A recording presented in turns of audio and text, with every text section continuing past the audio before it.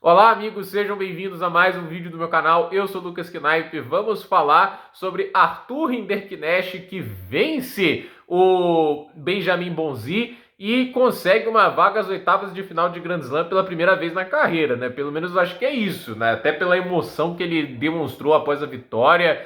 Assim, acho bacana, né? Porque a gente tá acostumado a ver, assim, né? Esses caras aí, o Alcaraz, né? O Sinner, né? Há tempos atrás o Djokovic, o Nadal, chegarem longe nos grandes lances como uma rotina, né? Mas e para aquele cara que tá lutando a carreira inteira, ganhando um jogo ali, um jogo ali, aí do nada o cara emplaca 3 vitórias seguidas em um Grand Slam e ele consegue, assim, chegar às oitavas de final de um torneio assim que, poxa, nunca havia conseguido isso antes na carreira, vencendo gente como o caso do Davidovich Fokina e jogando um tênis de alta qualidade, né? Hoje foi um jogo, para mim, assim, o Hinderknecht levou um nível comparado ao jogo contra o Davidovich Fokina, porque assim, foi muito bem no fundo de quadra e sacou muito bem, né? Conseguiu 15 aces contra o Bonzi, teve uma leitura de devolução maravilhosa, limitou o Bonzi a apenas 2 aces no jogo inteiro.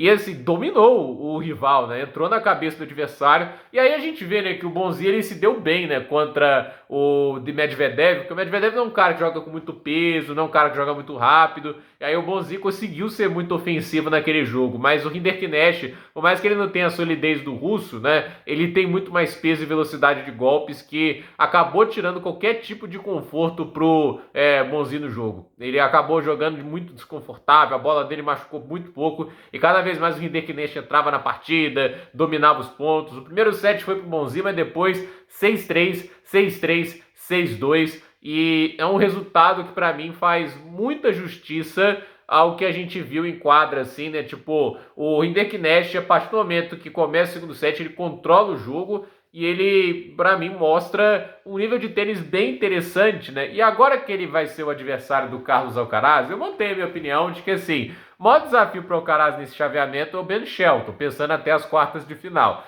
Mas agora tem o Hinderknecht à frente dele. Aí a pergunta que muita gente se faz, né? O Hinderknecht pode incomodar o Alcaraz, né? Tipo, se incomoda, talvez tenha uma chance de vitória, né? Mas eu acho que pode, até porque, assim, quando eles se enfrentaram no passado anteriormente, né? Tipo, lá em 2023 em Queens, o Hinderknecht chegou a ganhar 7 do Alcaraz e chegou a esquentar uma quebra-frente no terceiro, né? Não é como se ele não tivesse ameaçado o Alcaraz naquele jogo. Tudo bem, era grama. A grama é muito diferente da quadratura rápida, né? Mas a questão é, ele é um tenista que tem armas interessantes no jogo dele, uma capacidade de aceleração mais legal, que obviamente tornam isso um desafio mais interessante, né, do que foi os últimos dois oponentes. O Alcaraz teve uma estreia enjoadíssima contra o Opelka, deu conta do recado, né? E assim, a gente vê os jogos ali contra o Belucci e o Darderi, cara, são jogos muito mais tranquilos do que o do Opelka, por quê? Porque esses caras não conseguem machucar o Alcaraz em uma única bola, entende? Eles não têm um saque que machuca muito o Alcaraz, eles não têm golpe de definição que machuca muito o Alcaraz, diferente do Opelka. O Opelka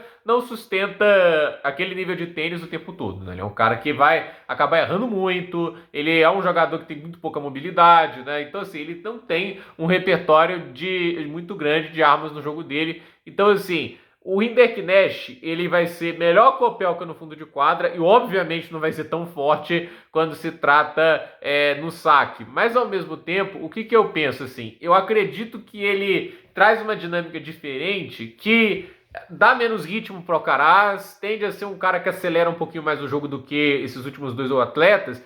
Então, só por isso eu acredito que ele possa ser assim, incômodo e não dar tanto direito do Alcaraz dar uma oscilada como ele deu hoje, né? Porque assim, o Alcaraz ele tá num 4-4 ali, daquele 15-30, né? O Hinderknecht era bem mais perigoso do que o Darderi, né? Porque ele varia mais, usa mais o slice, ele é mais imprevisível e assim, ele sacando intimida muito mais, né? Porque mesmo que ele não consiga uma quantidade muito absurda de aces, né?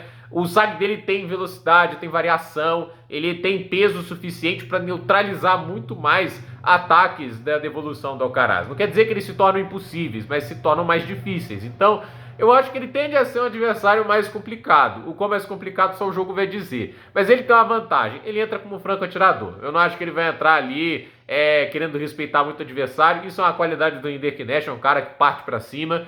Então, vamos ver como é que esse jogo se desenha. Eu acredito assim que é um oponente motivado, é um oponente que não tem nada a perder e que tem recursos que são interessantes. Mas aguenta um alto nível de tênis contra o Carlos Alcaraz? Acho muito difícil. Eu mantenho a minha opinião. Nesse chaveamento aí, o mais perigoso ao espanhol é o Ben Shelton. Vamos ver se ele passa do Manarino. Ganhou o primeiro set, mas um set é só o início do trabalho para o Alcaraz. Gente, por esse vídeo é isso. Dúvida nos comentários, deixe seu like, se inscreva no canal, compartilhe esse vídeo e até o próximo vídeo.